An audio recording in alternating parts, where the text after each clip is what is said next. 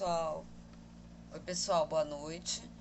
Vamos gravar aqui a segunda aula sobre política ainda, referente ao conteúdo do quarto bimestre do terceiro ano de filosofia, tá? A segunda aula, ela se chama Democracia, Justiça e Leis, e ela vai falar principalmente do que é a política, a concepção, o pensamento de Aristóteles sobre política. Aristóteles também era um grego, foi aluno de Platão, assim como Platão havia sido aluno de Sócrates, mas Aristóteles não é um idealista como Platão. Ele não concorda com o pensamento platônico de que a realidade está nas ideias e não na matéria. O Aristóteles dá muito valor à matéria, ao mundo físico, ao mundo concreto, ou seja, esse nosso mundo que a gente conhece e que a gente acessa pelos sentidos. E o que ele vai dizer sobre política? Bem, o pensamento dele sobre política tem muito a ver com o pensamento ético de Aristóteles, que foi o assunto que nós vimos no terceiro bimestre, né? Como é a ética de Aristóteles? Aristóteles vai defender uma ética, ou seja, um bem viver na sociedade, baseado na realização da sua plena capacidade, aliás, da plena essência, a habilidade, identidade de um ser, né? Então, o ser humano, ele é um ser, segundo a definição aristotélica, racional. É um animal racional. Então, como ele desenvolve a sua plena capacidade? Através da razão.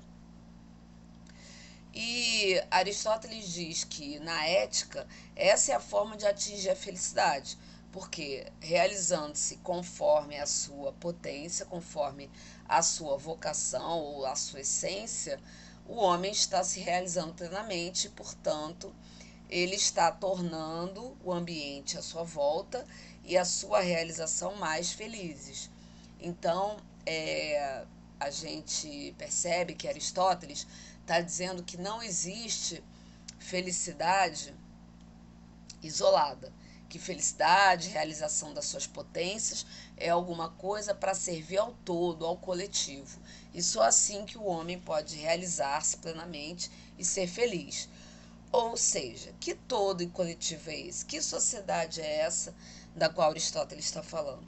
Ele está falando da polis, da sociedade política ateniense e democrática, principalmente, porque ele vai defender a democracia.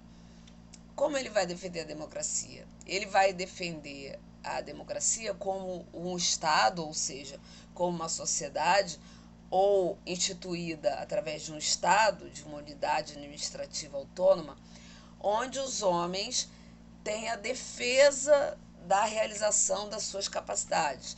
No Estado democrático, lhes é permitido realizar-se plenamente. Para o quê? Para o bem de todos, para a felicidade coletiva. Essa felicidade que só se realiza na polis. Né? Nenhum homem pode ser feliz sozinho, não existe felicidade individual.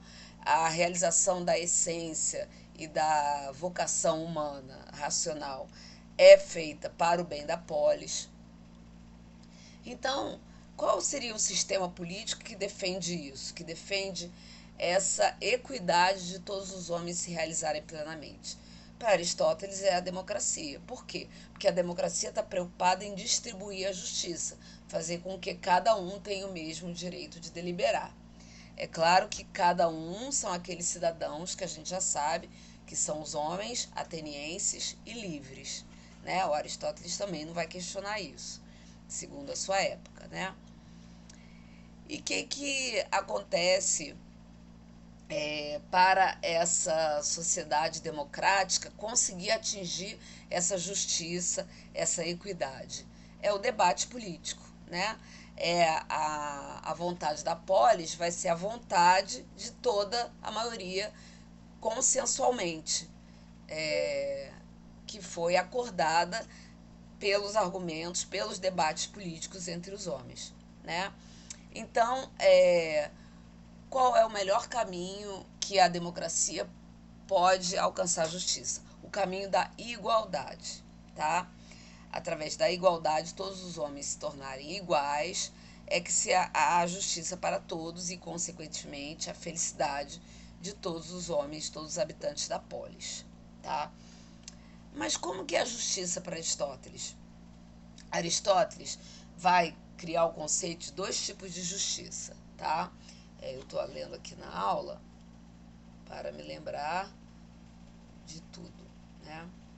Então, o primeiro princípio da igualdade, né, da justiça que busca a igualdade, é um conceito chamado justiça distributiva. Ou seja, se o objetivo é tornar os homens iguais, distribuindo justiça, é certo que não se pode dar o mesmo quinhão, a mesma parcela de justiça ou de benefícios a todos os homens. Por quê?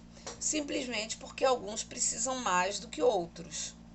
Então, esses que precisam mais do que outros, eles têm que ser aquinhoados com mais benefícios, mais vantagens, mais conforto, mais possibilidades que aqueles que já têm bastante, que não precisam tanto. Isso vai se chamar a justiça distributiva, ou seja, dar a cada um o que lhe é devido na medida de suas necessidades, tá? Então, os direitos e os deveres têm que ser distribuídos conforme o mérito ou a necessidade de cada cidadão. Então, cada um vai receber aquilo que lhe é merecido, seja porque ele faz mais jus, seja porque ele precisa mais, tá? Da mesma forma, na hora de punir, na hora de estabelecer sanções, ou seja, punições, né? Aristóteles vai defender um outro tipo de justiça, que é a justiça comutativa, também chamada de justiça corretiva. Ou seja, as punições, as sanções são feitas conforme foi feita a agressão, ou o crime, ou o ato ilegal, ou o ato indevido, né? Para que todos sejam punidos na exata medida daquele dano que eles proporcionaram à sociedade, que eles impuseram à sociedade, né? A gente pode pensar que alguma dessas ideias aristotélicas de justiça distributiva e comutativa permanecem na nossa democracia hoje, né? São alguns preceitos da justiça, que é um dos poderes da democracia, das repúblicas democráticas da atualidade, que permanece, né? Então, por exemplo, como que poderíamos dizer que nós temos uma justiça distributiva hoje? Quando nós damos o privilégio de idosos e estudantes pagarem meia entrada em atividades culturais, cinema, teatro, etc. Por quê? Pressupõe-se que essas pessoas tenham mais necessidade de cultura e também tenham mais dificuldade de pagar essas atrações culturais, porque recebem pouco ou já não recebem tanto. Então, isso é uma forma de fazer uma equiparação para atingir a igualdade, ou seja, todos tenham livre acesso facilitado às atividades, aos atrativos culturais, tá? Da mesma maneira, a justiça comutativa, por exemplo, quando determinada pena, ela castiga mais, ela imputa mais crimes maiores, crimes que tenham causado mais dano, né? Esse conceito, né, de cidadania, de buscar justiça, de ter direitos e deveres na polis, né, de alcançar uma igualdade, isso ficou um pouco adormecido com a queda, né, das democracias gregas, de Atenas, quando a Grécia e todas as cidades gregas passaram a ser dominadas pelo imperador Alexandre, que era um grego da cidade de Macedônia, que dominou grande parte do mundo antigo conhecido antes do Império Romano. E isso por conta do regime imperialista, né? Não houve essa preocupação democrática com justiça e com a igualdade, né? Passou a ser um império autoritário do imperador Alexandre. E logo depois, a Grécia, as cidades gregas foram dominadas pela cidade romana, né, pelo Estado romano, e ficaram submetidas às leis romanas. E depois, né, veio o quê? Veio o predomínio religioso da Igreja Católica, que tinha também um domínio político e militar e talvez até econômico por toda a Idade Média. E na doutrina católica, ou seja, numa política religiosa como a católica, não tinha muito sentido uma poli justa ou uma sociedade que buscasse se realizar politicamente, até porque a própria Igreja Católica valoriza o outro mundo, né? De certa forma, ela é platônica, valoriza o mundo após a morte, que nós poderíamos equiparar mais ou menos, né, em termos de grandeza e importância, ao mundo das ideias platônico, né? Que inclusive Platão foi um filósofo que influenciou muito o pensamento cristão, a teoria, as teorias e os dogmas cristãos. Quando é que veio ressurgir a democracia? A democracia veio ressurgir apenas na Idade Moderna, né? Após o Renascimento, após a queda do poder político da Igreja Católica sobre o mundo, quando os homens saíram para conhecer outros mundos através das navegações, quando houveram várias descobertas científicas e tecnológicas que permitiram o homem conhecer um pouco mais, e quando houve uma retomada do poderio político pelos reis absolutistas, né? E com esse governo absolutista, começa a surgir também uma classe, que é a classe burguesa, que começa a ansiar por uma democracia, que começa a ansiar por direitos políticos, assim como tinham feito os gregos antigos. E é essa burguesia, né, dos estados modernos, francesa, inglesa, holandesa, alemã, que vai ser a grande força motriz das revoluções liberais do século XVIII e XIX, que vão provocar o surgimento da democracia e a derrocada, né, da nobreza absoluta. Os estados que permaneceram com a aristocracia, ou seja, com reis, com nobres, tiveram, na sua maioria, que respeitar uma constituição democrática, né? Acabou o estado de coisas que diziam que alguns homens eram melhores que os outros através da sua santidade ou da sua nobreza de sangue, né?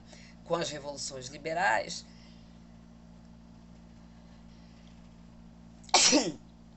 desculpa, todos os homens passam a ser iguais perante a lei, iguais por natureza, por direito natural, né? Isso é o que defendem vários teóricos, que são teóricos do absolutismo e do liberalismo, que começam a trazer o seu pensamento desde o século XVII, como Locke, Hobbes e Rousseau, e que são os principais ideólogos do que viriam a ser as revoluções liberais. Eles são chamados de contratualistas porque no seu pensamento sempre está incluído uma ideia de contrato social, de que os homens, para estabelecer a democracia, teriam, num passado muito remoto, se organizado de forma a dividir o poder político, dividir os direitos e os deveres, e muitas vezes, né, no caso de um governo absolutista e tirânico de um rei, tinham decidido, por esse contrato, entregar esse poder a um rei soberano que decidiria por eles, né? Então, a partir desse pensamento desses ideólogos, desses filósofos políticos, que são os contratualistas, vai ser possível a burguesia se unir em torno de busca de mais direitos políticos e surgem os direitos civis, que são aqueles direitos que garantem ao cidadão direitos básicos de liberdade, né? A tão falada liberdade de ir e vir, liberdade de ter um registro civil, liberdade de ter um nome, liberdade de poder escolher o seu cônjuge, de poder escolher a sua profissão, o lugar onde habita, né? Porque não são mais servos ou escravos ou pertencentes a nenhum senhor, né? Todos são iguais e todos têm esse direito à liberdade. Isso foi que instituiu, né, fundamentalmente o Estado moderno. Então a gente encerra agora a aula sobre política e em seguida, talvez amanhã, eu poste as aulas sobre trabalho. Boa noite.